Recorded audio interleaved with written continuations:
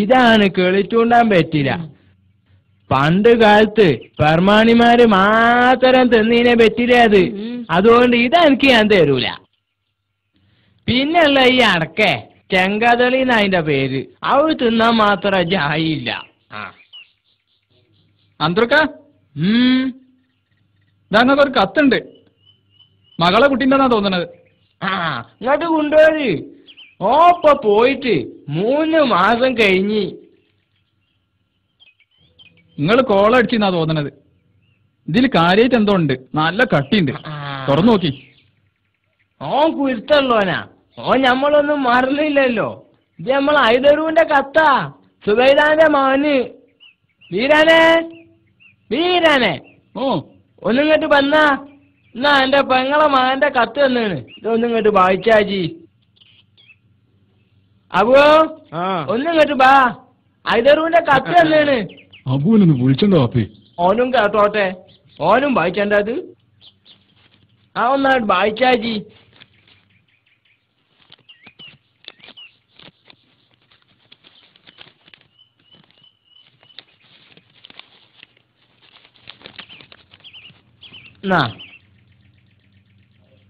വായിക്കല്ലേ? ആ.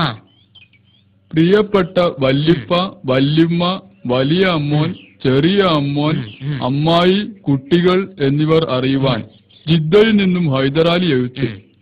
എനിക്കിവിടെ പരമസുഖമാണ്.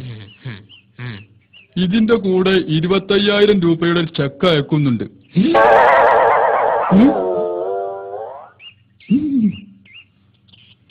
ഇതിന്റെ കൂടെ 25,000 രൂപയുടെ ചെക്ക് അയക്കുന്നുണ്ട്. അതിൽ 10,000 രൂപ വല്യപ്പക്കും. ഒന്നുകൂടി വായിച്ച 10,000 രൂപ വല്യപ്പക്കും. എന്നാല് അത് എനിക്കുള്ളതാ. അത് ഇന്റെ കജി തന്നെ തരണോ. ഞാൻ അതും ചോദിച്ച് ഇന്റെ പരങ്ങാനും വന്നാലുണ്ടല്ലോ. ഓനേതായാലും ഉസുറുള്ളോനാ. ഈ ബാക്കി വായിച്ച 10,000 രൂപ വലിയ അമ്മോനും. അത് എനിക്കാണല്ലോ. ഞാൻ അതില് കഴിയിട്ട് വാരാൻ വരരുത്. ഡകാ ഡകാ.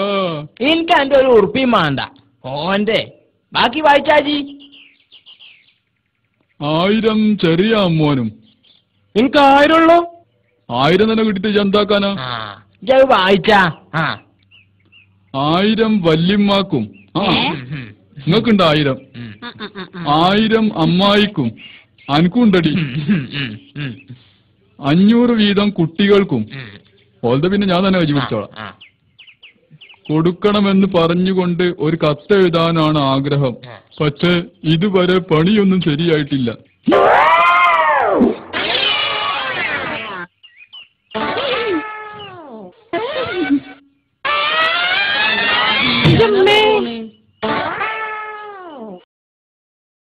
ഒരു പെട്ടോന് ഓനൊരു കാലത്തും കൊണമ്പ് പിടിച്ചൂല.